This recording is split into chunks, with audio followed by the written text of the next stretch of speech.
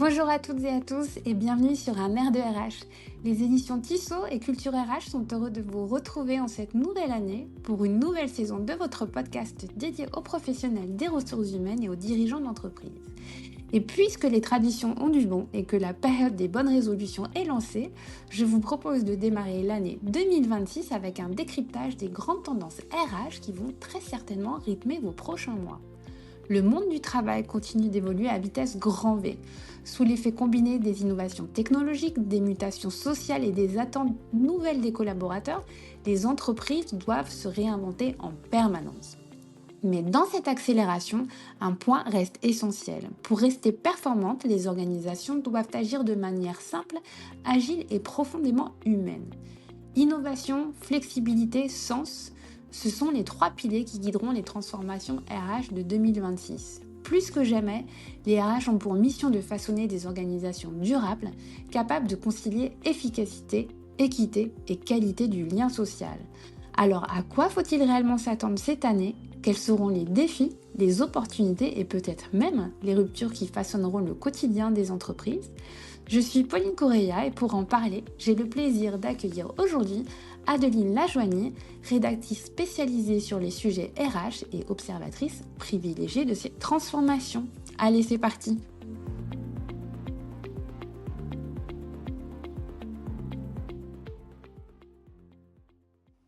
Bonjour Adeline! Bonjour Pauline. Alors, ravie de te retrouver pour notre rendez-vous annuel finalement de décryptage des grandes tendances RH. On a beaucoup de choses à explorer ensemble, alors je te propose de commencer par le sujet qui bouleverse tout en ce moment, voire depuis quand même quelques années déjà, l'IA. Alors, l'essor de l'IA et des nouvelles technologies n'est plus un phénomène émergent, c'est même plutôt devenu une réalité opérationnelle.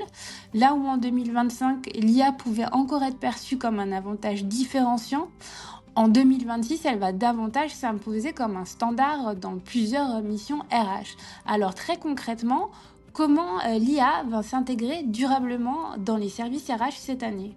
Alors en 2026, l'IA ne devrait plus être un gadget, effectivement. Ça sera le nouveau système d'exploitation du travail. Elle automatisera sûrement la paie, les contrôles, une partie du recrutement et aussi les reporting RH. Les équipes gagneront ainsi du temps pour coacher, pour décider et pour écouter aussi vraiment les collaborateurs. D'ailleurs, selon une récente étude de Gartner, l'évolution du modèle RH représente 29% des gains de productivité liés à l'IA. Autrement dit, la façon dont on organise le travail compte autant que la technologie choisie. Donc les équipes RH, elles vont devoir clarifier leur stratégie IA, fixer des règles d'usage et des garde-fous aussi éthiques. Dans les équipes, l'IA, elle va jouer un rôle de copilote. Elle préparera les entretiens, elle synthétisera les données, elle proposera des scénarios de décision. C'est aux managers de garder la main, d'arbitrer, de protéger la charge mentale, mais aussi la qualité des relations avec les collaborateurs. La formation, elle devrait suivre le même mouvement.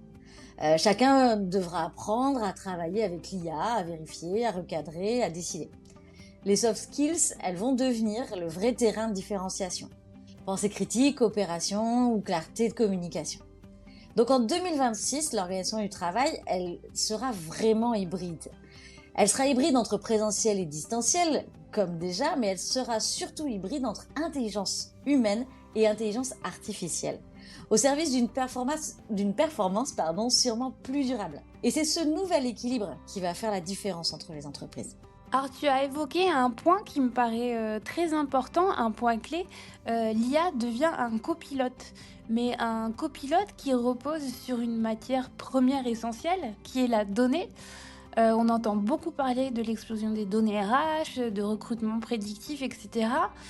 Comment les RH vont pouvoir exploiter intelligemment cette masse de data tout en restant vigilants sur les enjeux éthiques, justement ? Alors en 2026, la data va en effet devenir l'un des moteurs les plus puissants des RH. Dans le recrutement, par exemple, le prédictif devrait s'imposer comme un atout majeur. Le prédictif, il anticipe les besoins, il identifie les risques de turnover, il éclaire les décisions. Mais malgré cette précision nouvelle, les facteurs humains resteront essentiels. Les entreprises, elles recherchent plus de diversité, elles recherchent plus d'inclusion et davantage de soft skills. Elles redécouvrent aussi la force du recrutement interne et de la mobilité qui deviennent des réponses concrètes à la pénurie des talents. La data ne va donc pas remplacer l'intuition professionnelle, elle va l'amplifier. Cette explosion des données, elle ouvre toutefois un chapitre sensible. Les RH devront être exemplaires sur l'éthique, sur la transparence et sur la vigilance face aux biais. L'analyse prédictive, elle va donner une meilleure visibilité sur la performance humaine et opérationnelle, mais elle exigera un cadre strict de confidentialité et de cybersécurité. Donc en 2026, la data, elle fera pas tout. Elle aidera surtout les RH à décider avec plus de nuances, de finesse, mais aussi avec plus d'humanité. Alors si je comprends bien, ce que tu décris, c'est finalement une RH plus éclairée, plus fine dans ses décisions. Et dans cette finesse, on va la retrouver aussi dans une autre tendance forte recherchée, c'est la personnalisation. Les talents ne veulent plus d'expériences standardisées. Alors finalement, dans ce contexte où la technologie permet d'aller plus loin dans la personnalisation, comment ça se traduit concrètement dans les parcours de recrutement des candidats? Alors en effet, en 2026, la personnalisation va devenir un levier incontournable pour attirer, développer et fidéliser les talents. Les collaborateurs, ils ne veulent plus des parcours standardisés. Ils recherchent des expériences adaptées à leurs attentes, à leur rythme et à leur manière de travailler. Il y a une étude qui s'appelle Tendance RH 2026, 5 évolutions que les entreprises doivent anticiper pour rester attractives de Swift. Et elle rappelle clairement, les talents ne choisissent plus une entreprise uniquement pour son nom ou sa rémunération. Ils évaluent aussi leur expérience tout au long du processus de recrutement. En 2026, ce facteur sera déterminant dans l'attractivité d'une organisation. Donc, cette personnalisation, elle se joue dès la première interaction. Elle implique un recrutement plus fluide, plus transparent, mais elle implique aussi un onboarding mieux accompagné. Chaque collaborateur doit pouvoir se projeter grâce à des parcours d'évolution individualisés. Ils doivent se projeter aussi à travers une reconnaissance ajustée, qu'elle soit financière, symbolique ou liée à l'autonomie. La data, elle offre, ici encore, on peut le voir, un soutien précieux. Elle va permettre de mieux comprendre les préférences de chacun et d'offrir des réponses ciblées, tout en restant vigilant, toujours sur l'éthique et la confidentialité. Donc avec l'hybridation du travail, repenser les lieux, les outils et les rythmes va devenir indispensable pour offrir des expériences réellement personnalisées et durables. Alors en effet, et cette personnalisation, elle ne va pas s'arrêter qu'au recrutement, elle concerne aussi les collaborateurs en poste, surtout dans un contexte aussi où les compétences évoluent particulièrement vite. Alors au-delà du recrutement, comment la personnalisation se traduit aussi dans l'accompagnement et la montée des compétences des salariés? Alors en 2026, la montée en compétences va en effet continuer et elle sera certainement le véritable socle de l'engagement. Les compétences évoluent si vite, comme tu l'as dit, que la formation n'est plus un événement ponctuel. C'est un système intégré au travail. D'ailleurs, le baromètre formation 2025 d'Edflex le montre. 98% des salariés considèrent que la mise à jour de leurs compétences est un enjeu clé. Donc les entreprises doivent proposer des parcours courts, flexibles et adaptés. Des micro-formations, tutorats internes, des modules IA, des certifications rapides. Ces formats, ils s'inscrivent directement dans le flux de travail et ils renforcent la fidélisation. C'est aussi un levier majeur pour préparer la collaboration entre l'homme et les machines et développer le leadership et les soft skills. Parce que l'IA, elle joue un rôle décisif, encore une fois, dans cette transformation. Elle génère des contenus automatiquement, elle crée des modèles interactifs et elle adapte les parcours en temps réel. Résultat, on a un apprentissage plus personnalisé, plus fluide et beaucoup plus engageant. Pourtant, il y a un fossé qui persiste entre l'offre et la perception. Il y a seulement 47% des salariés qui savent quelles formations sont disponibles, alors que 86% font désormais confiance à leur employeur pour les accompagner. Donc, les responsables formation, ils vont devoir mieux marketer leur offre, ils vont devoir la rendre visible, ils vont devoir la rendre accessible. Donc, en 2026, la formation, elle sera plus uniquement un bonus RH. C'est une brique stratégique de la rétention, c'est un moteur de performance durable et un langage commun entre collaborateurs, managers et IA. Alors, former, accompagner, personnaliser, ça demande quand même un environnement solide. Et les entreprises font face à un autre défi majeur, celui de maintenir une culture commune dans l'entreprise, malgré, comme tu en as parlé, l'hybridation du travail, la montée de l'IA Et puis en plus, un sujet qu'on n'a pas encore évoqué, c'est la coexistence de plusieurs générations aux attentes qui sont parfois opposées. Donc dans ce contexte mouvant, parfois même un peu tendu, comment ou quel est le rôle de l'entreprise pour transformer ces contraintes finalement en véritable moteur d'engagement et de cohésion? Alors, la culture d'entreprise, elle va devenir en 2026 un pilier stratégique face aux transformations continues, à l'hybridation du travail, à la mixité multigénérationnelle, comme tu en parlais.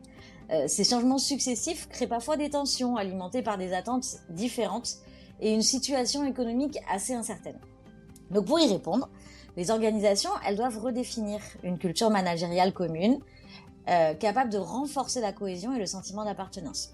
Les managers, on le voit ici, ils vont jouer un rôle clé. Ils doivent savoir tirer parti des forces de chaque génération, ils doivent reconnaître les compétences individuelles et encourager le partage d'expériences, notamment via le mentorat inversé.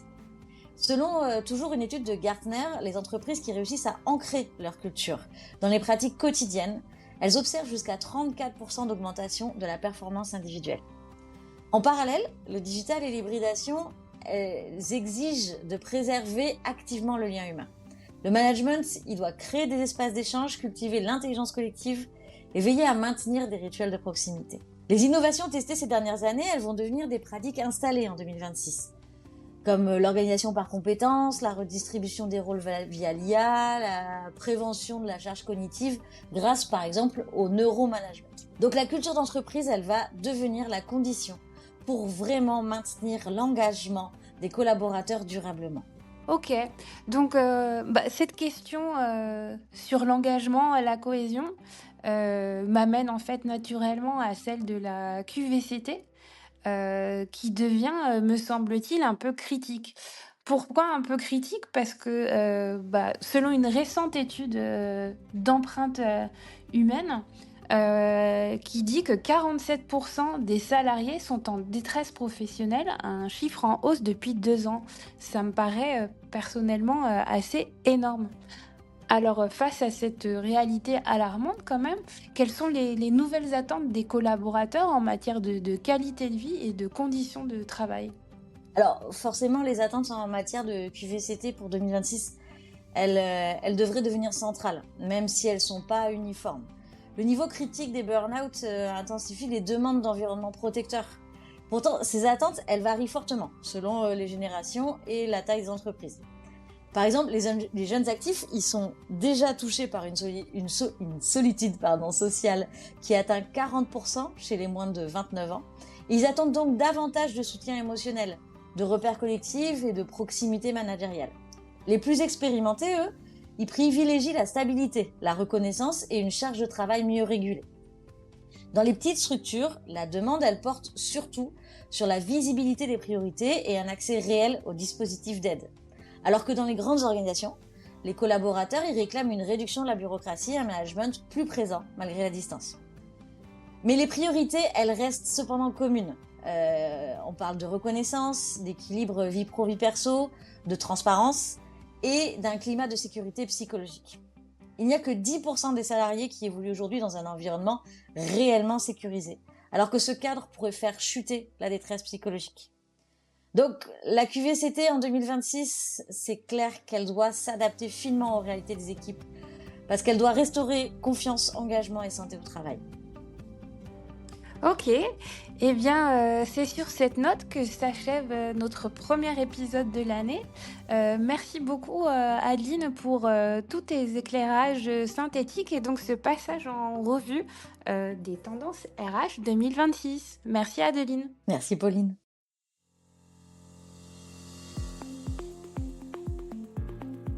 La fonction RH et l'entreprise de manière générale vont devoir naviguer entre de nombreux sujets cette année encore.